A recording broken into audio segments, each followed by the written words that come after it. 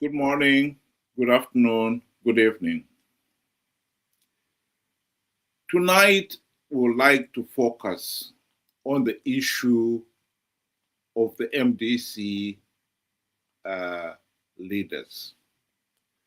Let me state from the outside, the number one reason the people of Zimbabwe have risked their livelihoods, limbs, and even lives, human lives,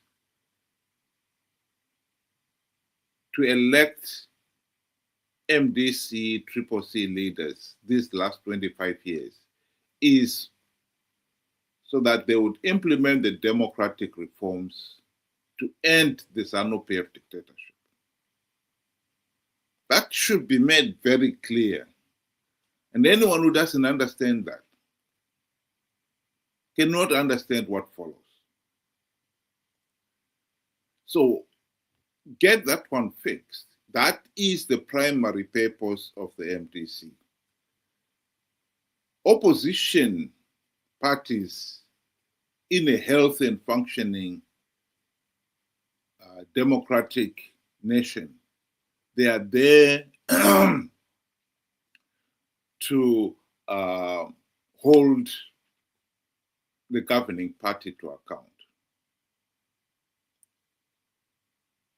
and maybe to offer alternative policies. In Zimbabwe, the opposition, their number one purpose has been to implement the democratic reforms to get Zimbabwe back on a democratic footing. That has been their number one purpose. So, having said that, one has got to say, okay, MDC were elected as far back as 1999. And the name itself said it all. We are a movement for democratic change. They were promising the nation they would deliver the democratic changes.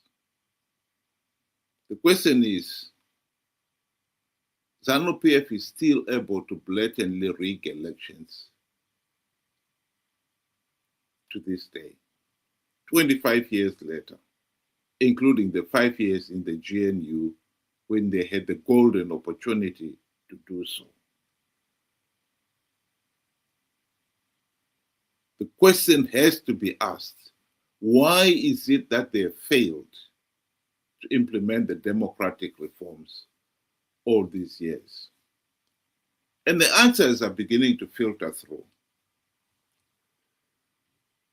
Some of us have said MDC leaders were bribed, particularly during the GNU, with the trappings of high office, the E-class Mercedes-Benz, the very generous salary and allowances, all for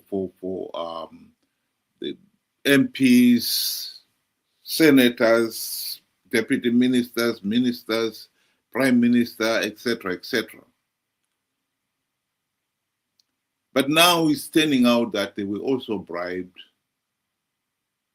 by something more substantial. All the leaders were given farms. There have been 3 different videos circulating on the media this last week, all claiming the same thing, that the MDC leaders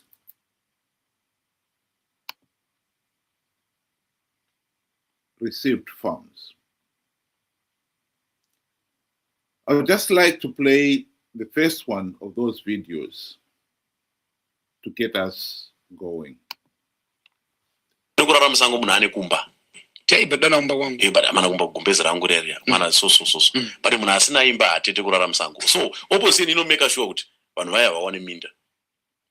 But may he so rest in peace vatsvangirai prazi ravo vanga vainaro Chamisa anaro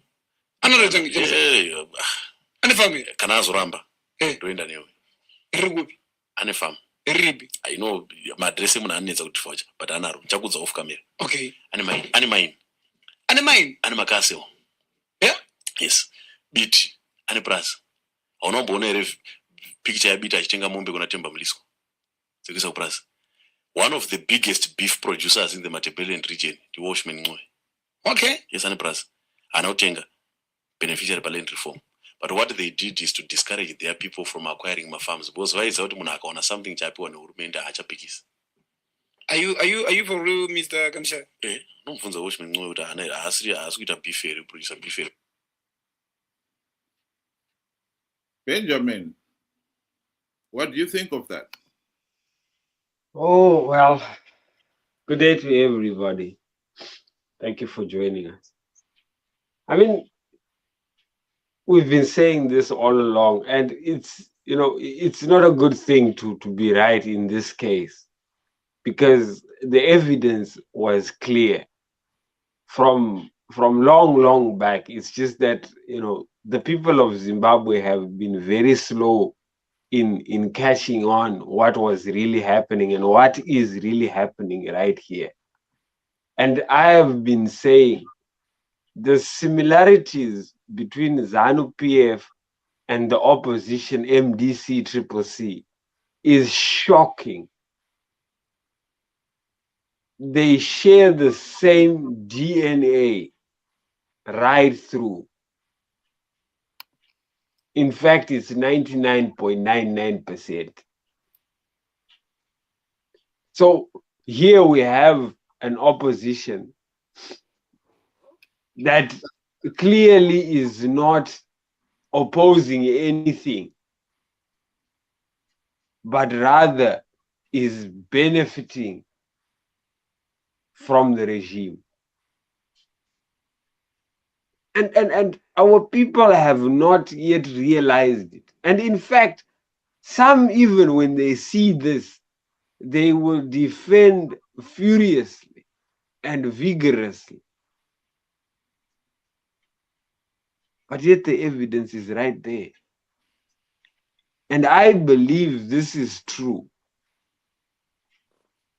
The reason is these so-called opposition have been always adamant about participating in rigged elections to keep the status quo. They were never in it to win anything. They were there to get their share of the spoils. When you question why are you participating, they will tell you these are liberated zones.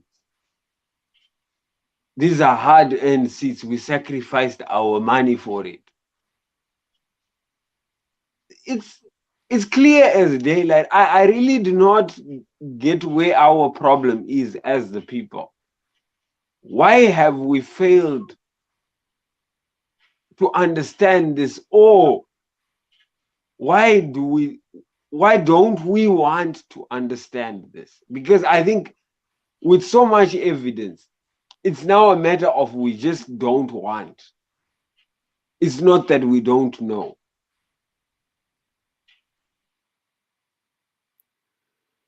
Well, I'll be honest. Until I saw those videos,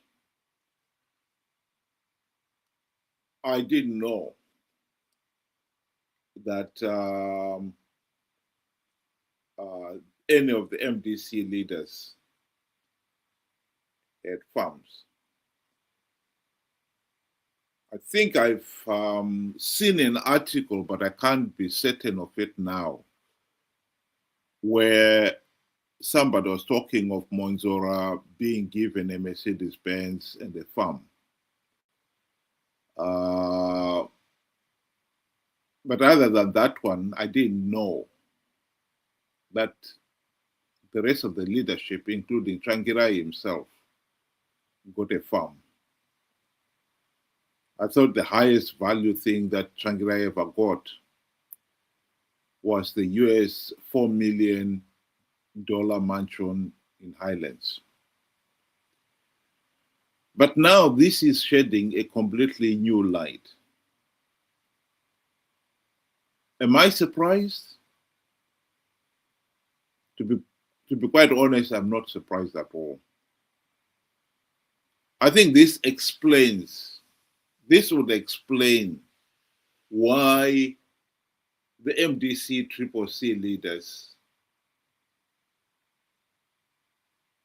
have been playing this double game where they want to appear as if they're fighting the Zanu PF. And yet when it comes to the crunch, we expect them to stand up and do something,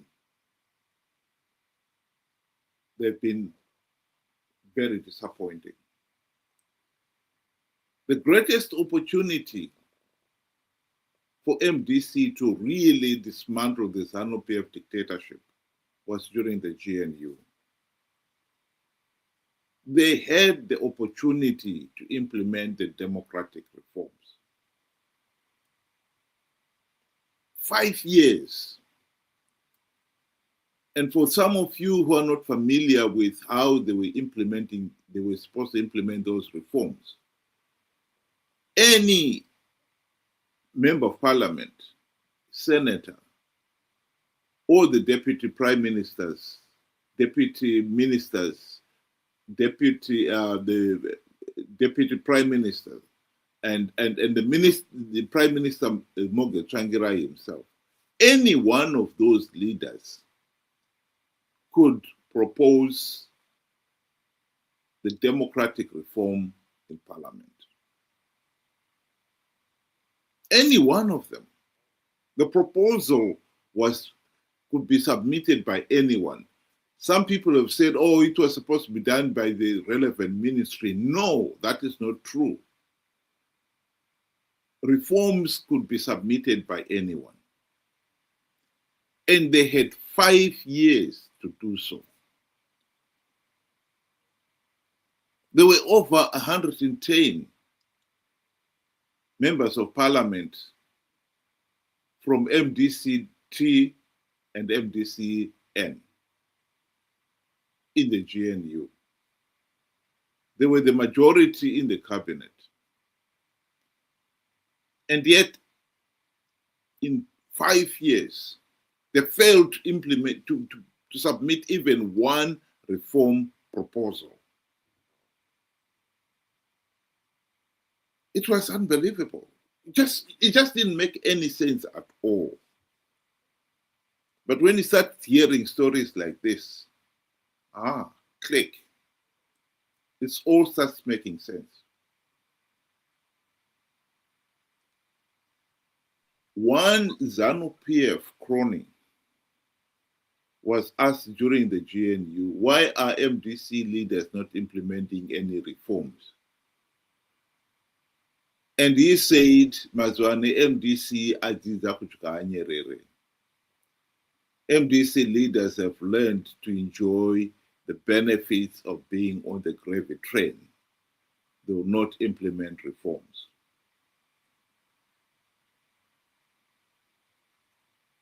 He did expand on what those benefits are. And it never occurred to some of us that they extended beyond the office benefits of the E-Class Mercedes-Benz and the generous salary and so forth. But when you hear about these farms, it all starts making sense.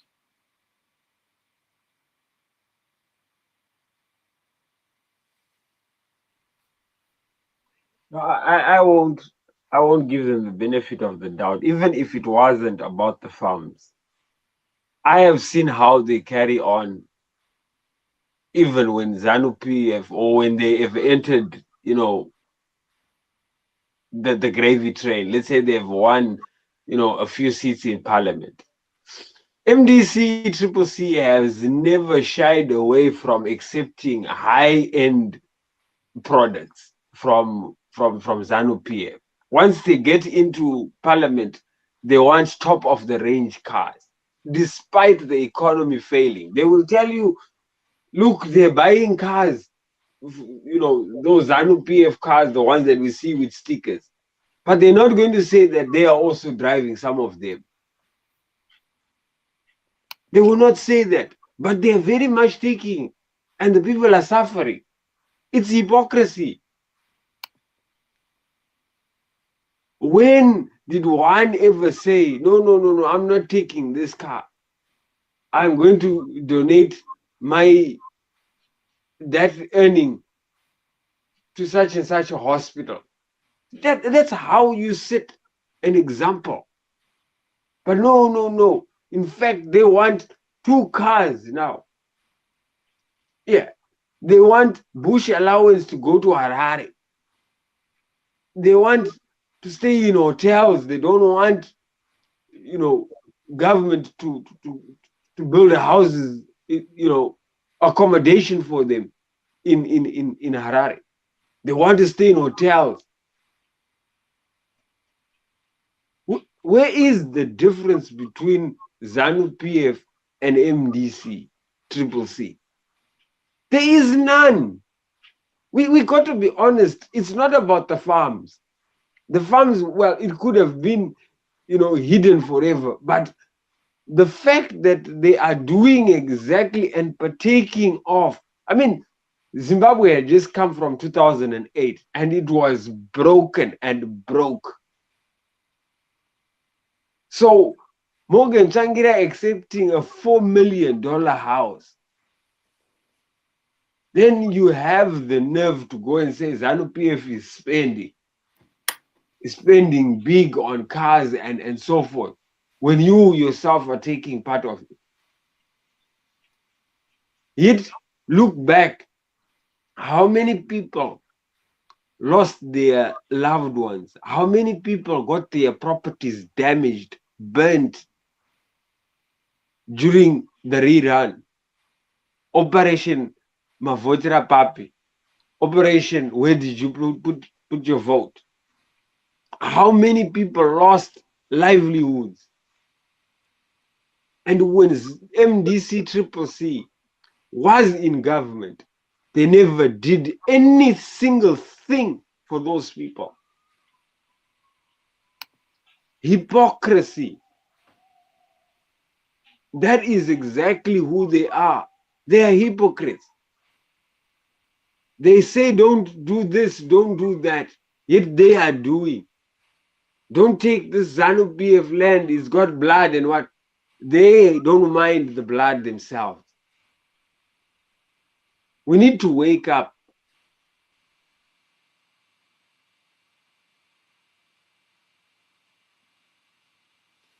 Well, I'd like to play the next video clip, and I'd like people to pay attention to what he's saying regarding how MDC Triple C leaders have been discouraging ordinary Zimbabweans getting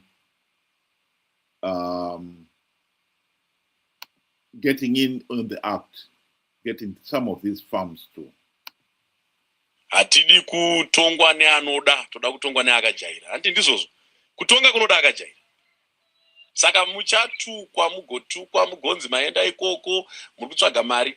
Alright, tomboti ndizvo. Asiri kuitsvaga ndiani? Because ari kuti uya hurumende ngaibve. Ari kuti ngaibve tipinde isusu kuti uite sei uwane mari. Saka isusu ro tibude pamari. Kuti wopinde pamari. Zvinobuda. Saka aiwa ndakaudza vana musuno wekuti musa poromiswe kuti hurumende ichauya ichakupfumisai. Muchiudzwa nemunhu akapfuma kare. Hakuna opposition leader anogara kumhiri kwaSamora kunoku. Vese vamunoona vari 27 vanokorera mapresident. Vese vane dzimba kupi? Uko. Vakaiita sei mariyo? Hakuna opposition leader asina plus. Vakawana kupi maplus iwa. Asi chavanogona ndechekuudza mamemba kuti musatore maplus. Because kana ukatora plus uchazorima ukaguta, kana waguta usina hasha. Saka gara usina plus, uite hasha, utuke hurumende, uende unovhota, uende kudemonstration. Ndosaka iye munhu opposition haende kudemo, haadi kutemerwa mota yake nyowani. Haadi kutemwa nematombo because business rinozobroka. Anoda munhu ane hasha nenzara, waakaitisa nzara iye kuti enda pafront. Saka isusu dingindira redu tinopfuma nehurumende iripo. Zvepromise yekunzi mirirai yedu kuti mugopfuma aiwa izvo hatina shuwa nazvo. Hatidi kutongwa neanoda, toda kutongwa neakajaira. Hanti ndizvozvo. Kutonga kunoda akajaira. Ndosaka muchiona munyika mune runyararo kudai. Zvakaitika kuVenezuela uko. Vamaduro vatorwa. Opposition leader anga aripo achibva anyora kuti right, we are ready to take over.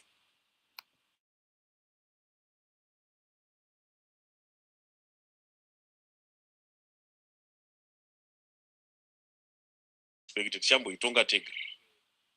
Handi mazvona. Saka ngatiite zvinhu zvinofambisa nyika yedu kumberi. Pana vamwe nechekutaura. Yes, Baba. I'd like to emphasize that point. We should be very clear what has been going on here. Ever since independence, Zanu PF has deliberately kept millions of ordinary Zimbabweans poor for the sake of political advantage. The most clear-cut case concerns the rural area. Before independence, the people in the rural areas were denied title deeds to any land. Land was held in trust, tribal trust. That's why it's called tribal trust lands. I've said it on a number of occasions on this platform that a renowned economist, John Robertson, advised Ian Smith before independence that if you were to give the rural blacks title deeds to the land on which their mud huts are built, they will build for themselves decent homes. Because when you've got title deeds, you can go to the bank and get a loan to build a decent home.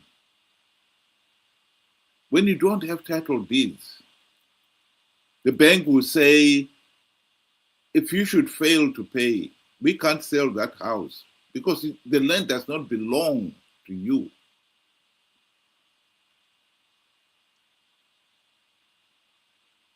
John Robertson explained at great length the economic advantages that will be derived from giving people title deeds.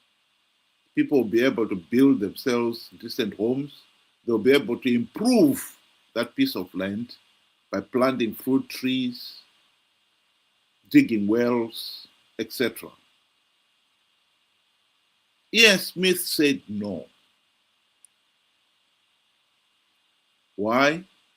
His argument was, if I give the blacks if I economically empower them, the next thing they would want is political empowerment.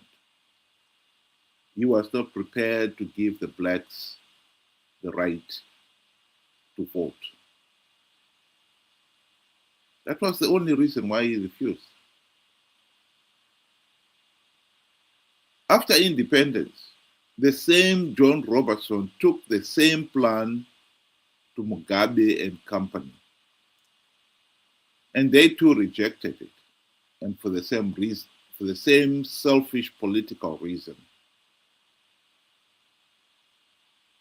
They did not want to economically empower the masses, the poor, the peasants,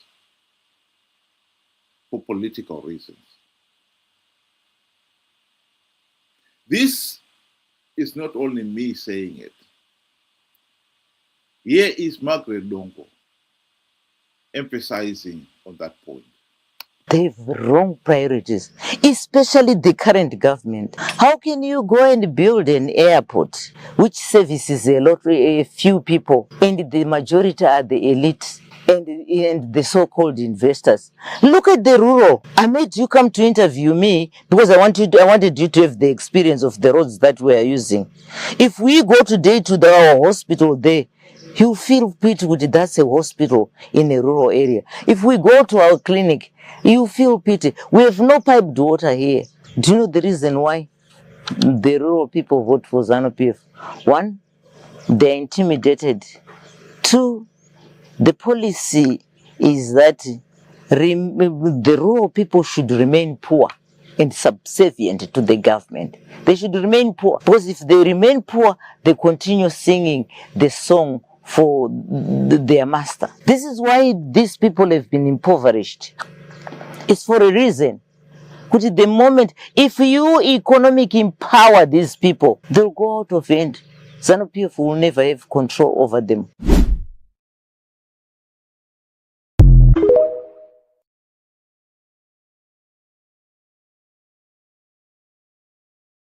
To come back to the argument the gentleman was making here, MDC Triple C leaders have done nothing ever since they got into power to economically empower the ordinary people, because they wanted them to remain politically weak. Both Zanu PF and MDC are conniving in keeping the masses of Zimbabweans poor. That is the truth of the matter. There is absolutely no excuse why in this, the 21st century, anyone should find themselves living in a mud hut like that, particularly for a country like Zimbabwe.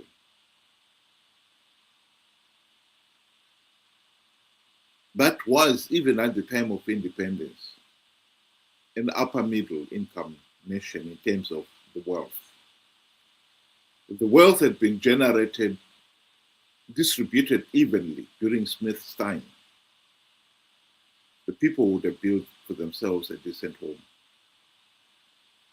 But even after independence, if Zanu PF had given the people title deeds,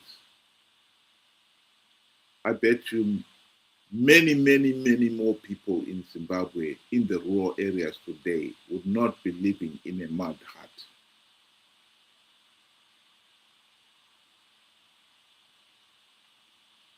The opposition, the people have elected the opposition to end the Zanu PF dictatorship. And this is one of those areas where they're supposed to end the Zanu PF dictatorship. But they've done nothing as long as they are getting a seat on the gravy train, on the gravy train. That is the tragedy of what we are talking about here. MDC leaders have been conniving with Zanu PF to keep the majority of ordinary Zimbabweans poor.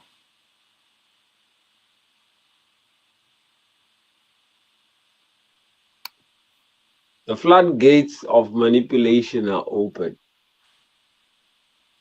And unfortunately, it is the people that are found in between. You know, for a very long time, we've been talking about, how MDC Triple C has failed the people. And some have even come onto this program and defended their position. But now, with such evidence, clearly the intentions are out there for anybody who chooses. You have to make that choice to see or not. But the evidence will remain there. there is a benefit of keeping people downtrodden, because they now look up to you for survival, and you can now mold them and twist them and manipulate them to do your bidding. And we've seen this with Zanu PF. Zanu PF does not hide it. And for years, they've been manipulating the rural people by denying them the land in which their hearts and their livestock and family live on. And there now we have Triple C MDC, who has said, don't take of the devil, for it is what? For it is dirty and it's got blood. But in the middle of the night, they went and took their own share. And the reason we have been given, and the reason is very, very, true. Let's keep them, like how Margaret Dongo says, let's keep them poor together. You keep your half poor, I keep my half poor, and we twist them every election. And we what? We continue with this here favorable relationship. It's a very favorable relationship. I mean, if you come to think of it, why would you keep participating in rigged elections? Why would you not field agents all over, even though the same people have given you the money? It was calculated. There has to be an agreement between Zanu PF, MDC, and Triple C.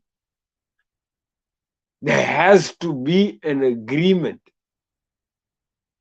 And I've always said, even when Sadak came and knocked on MDC's door, on Changirai's door, to say, hey, you need to implement the reforms, Changirai kept himself inside his house. And when it was daybreak, he went and he reported Sadak to Mugabe. That is exactly what happened.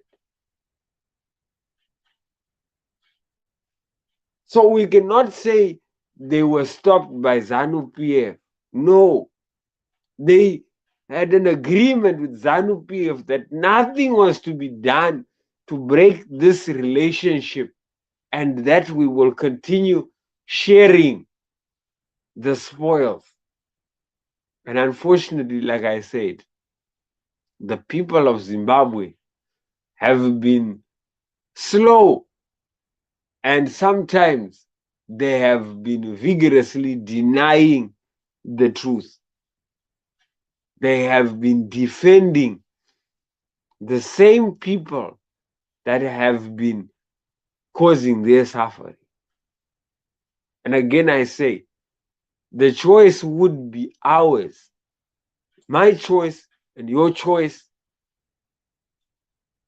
to look the truth in the eye. Face it, this is what has been happening.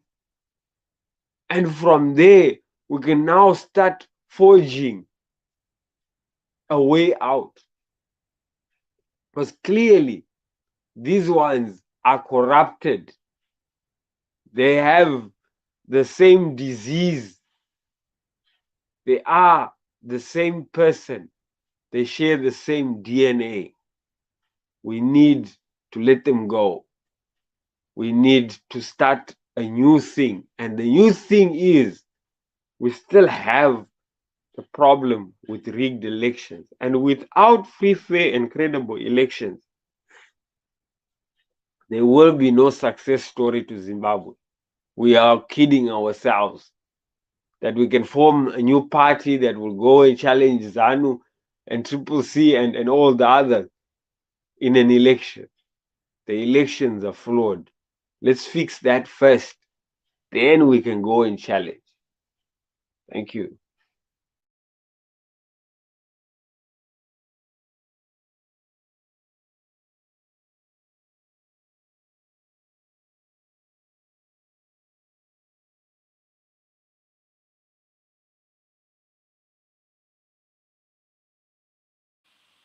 Sorry about that.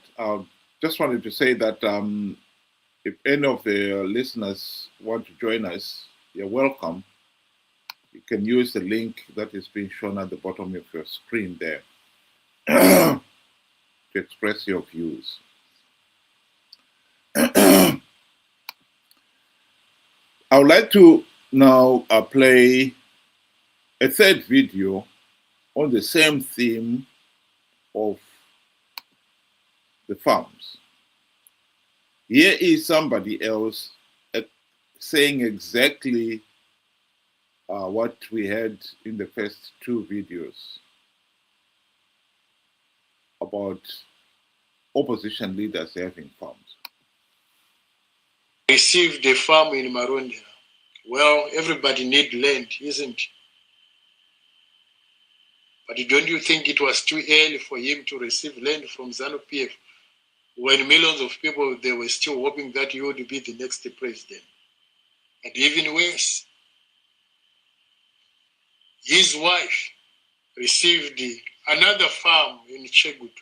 And the Zanu PF government, they gave Yemad, the wife of Nelson Chamisa, and she's making a very, very successful chicken business. One family.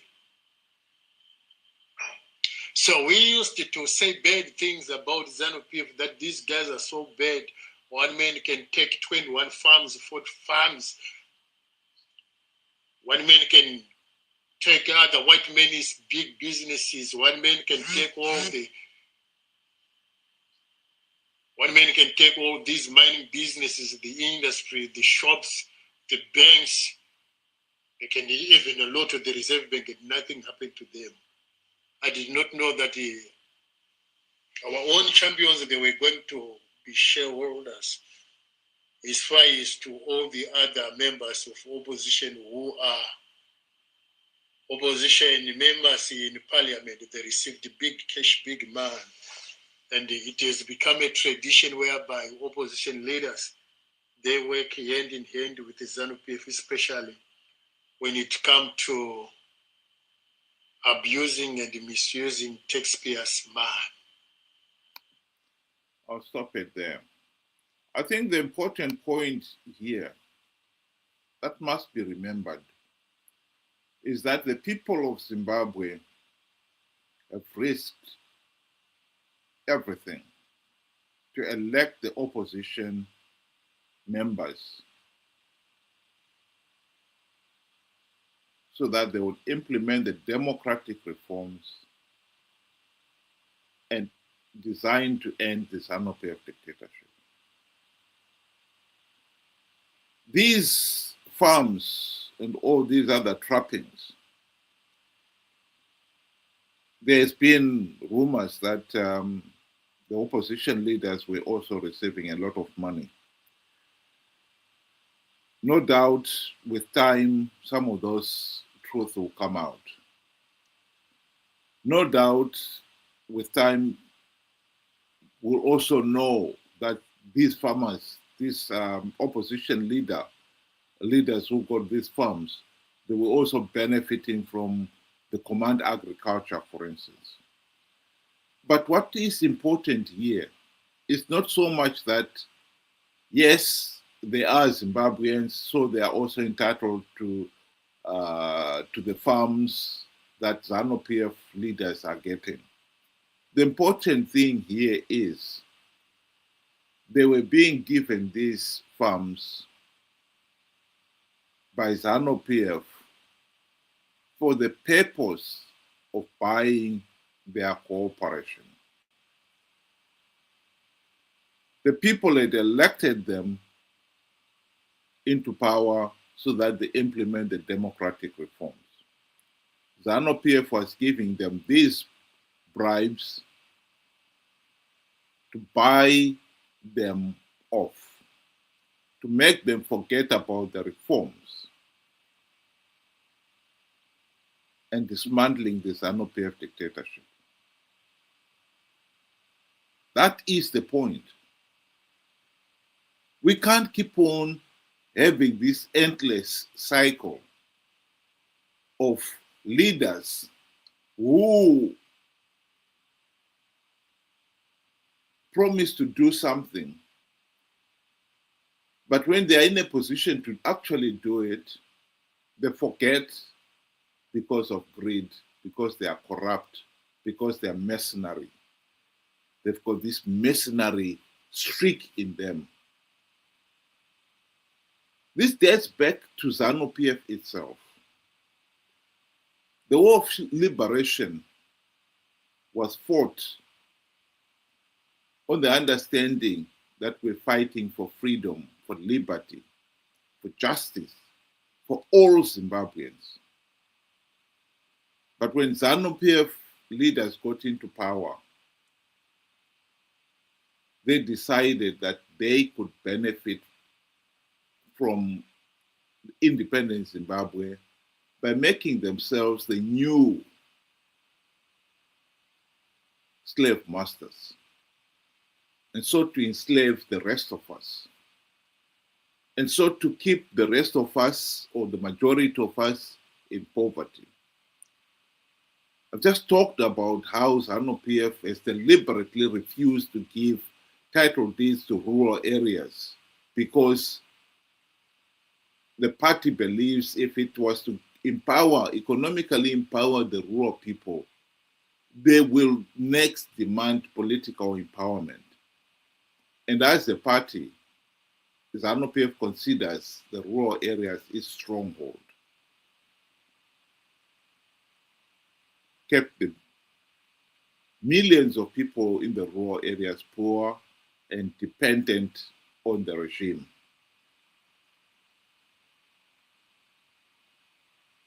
And now we are seeing a repeat of that.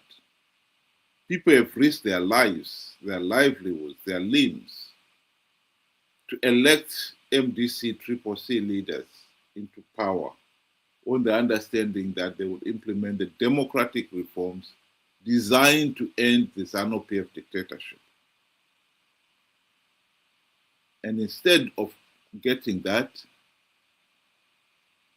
we end up with this situation where Zanu PF bribes the opposition leaders, and they too forget about the people. We have to be very clear what we want here. If we're ever going to end this failed state, this pariah state, we have to deal with a situation where we have got to elect leaders who will implement the reforms designed to end, to dismantle the pariah state, the dictatorship, and not be electing leaders who, as soon as they get into office, they get given a farm, a Porsche car, and they forget about the people. And I think the people themselves have got to be aware why we are a failed state, why we are stuck to this day in this situation.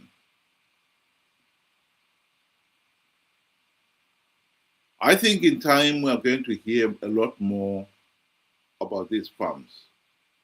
People like Chamisa and other leaders have not commented on any of these videos that have been circulating.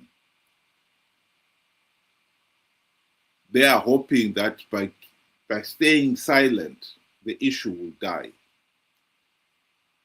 I think we'll be making a big mistake if we let these people off the hook, because it will only mean we'll never get any leader to implement the reforms and end the dictatorship. I therefore urge the people of Zimbabwe to hold Chamisa and company to account. We should not relent in our demands for an explanation. If this is true, this should be a lesson to all Zimbabweans that we need to elect competent leaders who deliver on issues of great national importance without being bribed with benefits to benefit themselves. We don't want mercenary leaders. Anyone who wants a farm should be able to buy a farm on their own merit and not to be using people to elect them into office so that when they are in office, they could go to Zanu PF and say, listen, if you don't want me to do anything about A, B, C, D, bribe me. Because that is exactly what has been happening here. We need competent leaders. Zimbabwe is a failed state and is not going to get out of this mess without seriously looking into these issues. Think about it. We'll be holding the same discussion again tomorrow on this same link. And I hope some of you out there who have got the time, you'll be able to log in, and would like to hear from you. Thank you very much. Have a good night.